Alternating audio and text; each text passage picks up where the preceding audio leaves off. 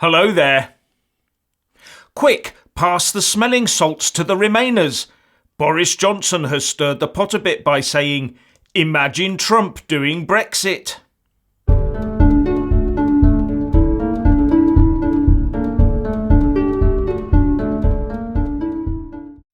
In a private dinner party speech, covertly recorded by an unknown attendee, the Foreign Secretary Boris Johnson said more guts must be shown during the Brexit negotiations.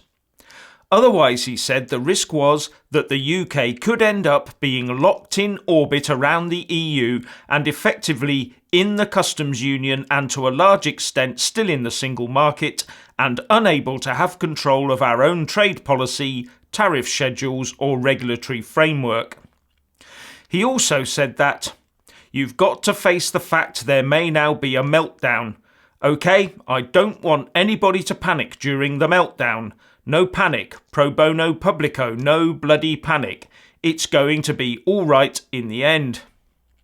And his comments that the Treasury officials were effectively sacrificing medium and long-term gains out of fear of short-term disruption will strike a chord with many Brexiteers. And speaking on the BBC Daily Politics show at lunchtime, Tory MP Peter Bone said that Theresa May would probably agree with Boris's remarks, and went further to say that all those pro-Remain officials should be removed and that the Brexit Secretary David Davis be given a free hand to get on with the negotiations.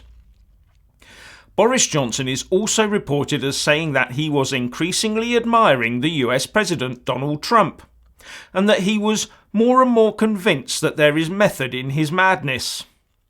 "Imagine Trump doing Brexit," he said. "He'd go in bloody hard. There'd be all sorts of breakdowns, all sorts of chaos. Everyone would think he'd gone mad. But actually you might get somewhere. It's a very, very good thought." This prompted the UKIP leader Gerard Batten to tweet, "Exactly the approach I have been advocating for years before the referendum result was delivered. Tear up Article 50, tell the EU how we are leaving, don't ask them how it can be done." Do I hear a plan emerging? After all, Boris did also say that Theresa May was going to get tough. But of course the Remainers have all come out in gentle chorus saying this is not the way to deal with the EU. They're all talking about collaborating and being nice and cuddly. You know, those tactics we've used for the last few decades that have got us nowhere in trying to reform the EU system while paying through the nose for the privilege. No, what we need is hard negotiating, with most of the work going into a no-deal Brexit scenario to give us the most clout. And on sackings, the European Research Group headed by Jacob Rees-Mogg has called on the PM to sack her number 10 negotiator Ollie Robbins over the Irish border backstop plan debacle. "It's difficult to see how both Robbins and David Davis can stay," says Guido Fawkes. "It's one or the other." And now on to a bit of fake news. Now, if the claims in an open letter from the founder of leave.eu, Aaron Banks, to the chair of the Commons DCMS committee are true, then that parliamentary committee that is itself tasked with addressing fake news in politics is guilty of spreading anti-Brexit fake news. The background is that a group called Fair Vote Project has launched a legal action in Mississippi, USA, claiming that data was sent to the university there for use by leave.eu in the referendum campaign. According to Aaron Banks, both leave.eu and the university have stated under oath that no data was transferred from the UK. Banks also says that the Information Commissioner's Office wrote a letter in support of the Fair Vote project, which had no evidence in it, so it was thrown out by the judge. But the letter was leaked to The Guardian earlier so as to gain publicity. And according to Banks, the House of Commons Digital, Culture, Media and Sport Select Committee, the one tasked with dealing with fake news, also released evidence early from a witness a few days before the hearing in order to aid this group. The Fair Vote project publicly thanked the committee for their help. And he went on to say that we believe the actions of the committee amount to collusion with a pro-EU campaign group in order to create fake news. Aaron Banks has also said that he will be writing to the appropriate House of Commons authority about this. The Remainer establishment does seem to have set its sights on Aaron Banks, doesn't it? Now for the usual Brexit doom and gloom, some Brexageddon.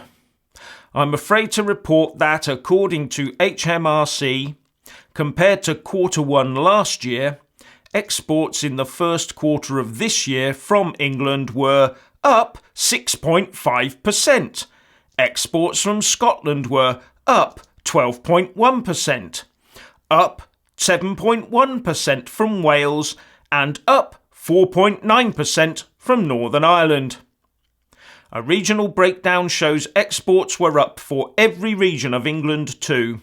East Midlands saw the biggest increase, from £18.4 billion to £21.2 billion of exports, equivalent to 15.2%, said The Sun. The International Trade Secretary Liam Fox said, "As we continue our path to Brexit, HMRC's latest figures clearly show every part of the UK making the most of global opportunities as goods exports rise across the country. More than 100,000 businesses are expanding their horizons and making the most of the demand for quality British goods. For some, this isn't the end of the road, but the start to their exporting journey. As they grow their networks and create jobs and prosperity across the UK, my International Economic Department is supporting them through our experienced international trade advisors and Exporting is Great campaign." And City AM reports that since the referendum, UK tech companies have received over £5 billion in venture capital funding, with London taking 80% of the share. This is more than the next three top-earning European countries of France, Germany and Sweden combined, said the article, which goes on to say, "Today's news negates the idea that funding in the UK would dry up after Brexit, and continues to demonstrate strong investor confidence in London's brightest and best." And my response? If these are the promised Brexit cliff edges, then bring them on. So, what do you think? Please let us all know by leaving a comment below. Thank you for watching. Please do like and share this video, and also subscribe to my channel. And when subscribing, please do remember to press on the little bell next to the subscribe button. That way you'll get an alert every single time I put up a new video. Thank you very much for watching.